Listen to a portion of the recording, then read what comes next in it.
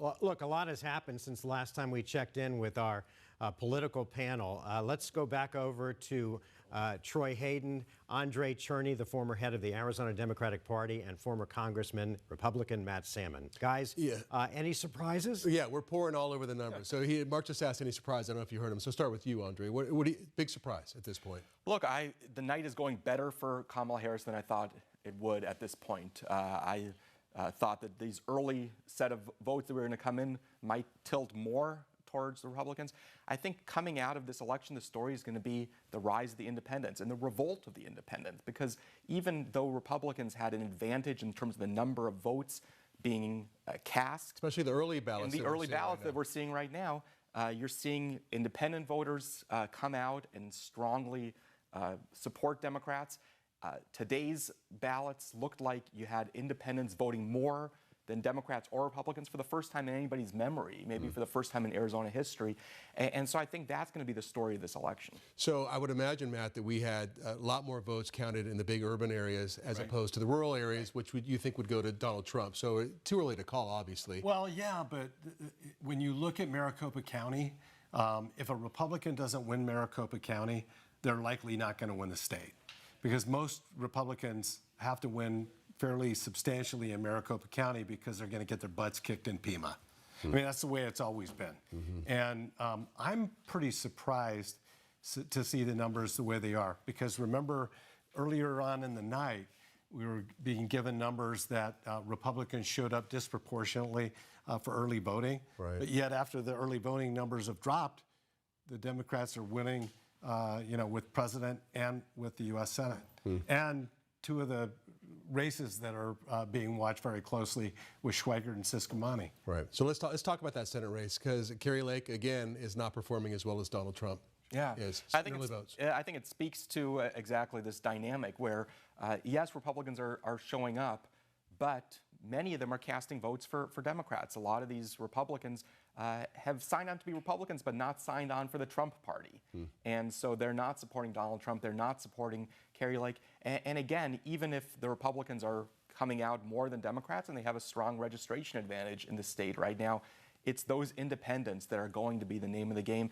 And you have Kamala Harris and the Democrats reaching out to independents, reaching out across party lines. Kamala Harris campaigning with people like Liz Cheney and others, while you have a Republican Party under Donald Trump and Kari Lake that's hunkered down for the very, very small extreme. And that's what's happening in the vote. But Troy, what's significant is that Kari Lake is significantly underperforming Donald Trump. Right. I think she's about 3 to 4 points below what his numbers are right now. So a lot of Republicans and independents pulled the lever for him, but would not pull the lever for her. So it looks like it could be, at least if you go by these early returns, 2 different congressional seats could flip if they hold right now, right? So let's talk about the David Schweikert, Amish Shah. You were saying earlier, Andre, that you thought that district was ready for a flip. You? I still think it's too early to call. Schweikert is one of the most tenacious campaigners I've ever seen, and I would be shocked if he was beaten in this election. Ciscomani, who's first term, right? I mean, that's pretty vulnerable, isn't it? Vulnerable, but this is the challenge of the Republican Party. You know, my daughter loves Taylor Swift, and she has that song about karma.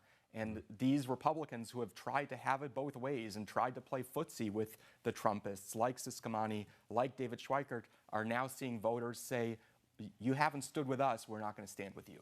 Something else that was surprising, both of you were both saying, whoa, and that is, let's talk about more local politics. The Maricopa County Board of Supervisors. Right. If things hold right now. It could shift to the Democrat side. And you said you haven't seen that in your lifetime. No. In fact, I remember the days when there was only one Democrat. That's been the case, on the County Board of Supervisors. You go back to Ed Pastor or Mary Rose Wilcox. Steve Gallardo, Even now with Steve Gallardo. Yeah, the fact is, the Democrats have underperformed when it comes to Maricopa County supervisors. But look what's happening. This is that same dynamic. You've had the Republicans on the County Board of Supervisors, people like Bill Gates that you've been showing, people like Tom Galvin and others who have been profiles in courage and who have stood up for counting votes and doing the right thing. And I think that as the Republican Party has pushed away those folks, you're seeing in some of these districts, Democrats be in the lead, and likely, I think, once all the votes are counted, actually controlling the Maricopa County Board of Supervisors for the first time in maybe history. Specifically, you know, with the race to replace Jack Sellers, Jack had enough of the Republican Party knifing him in the back, and he ended up endorsing the Democrat in the general election, and I think that helped Navarro a lot. All right, let's talk about a couple of these props. We have a couple of minutes left. The ones that appear to be passing big, 139, we expected that, the abortion one, Right. for sure. The court fee for the first responder benefits, that's passing 311. 312, interesting, that if cities don't enforce homeless laws, they get a refund back on their property taxes is passing big.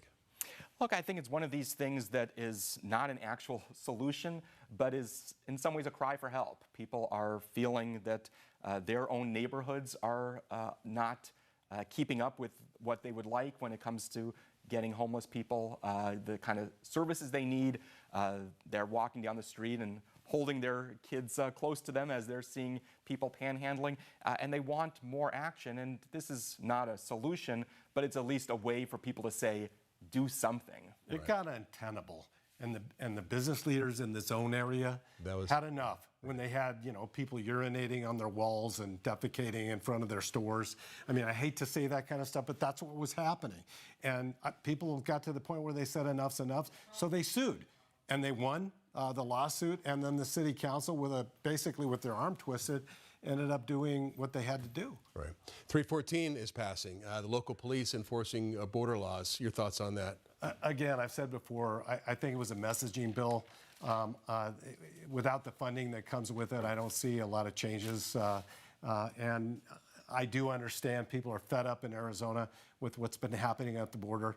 But requiring our local law enforcement people who are already overtaxed doing what they're doing to do that without providing the funding is a recipe for a disaster. So about a minute left. What are you really watching here over the next hour or so as these results trickle in? Yeah, I think we have to see what is the rest of that early vote going to look like, because you only saw the votes being counted up to about Wednesday of last week. That means Thursday, Friday, those late-breaking voters coming in.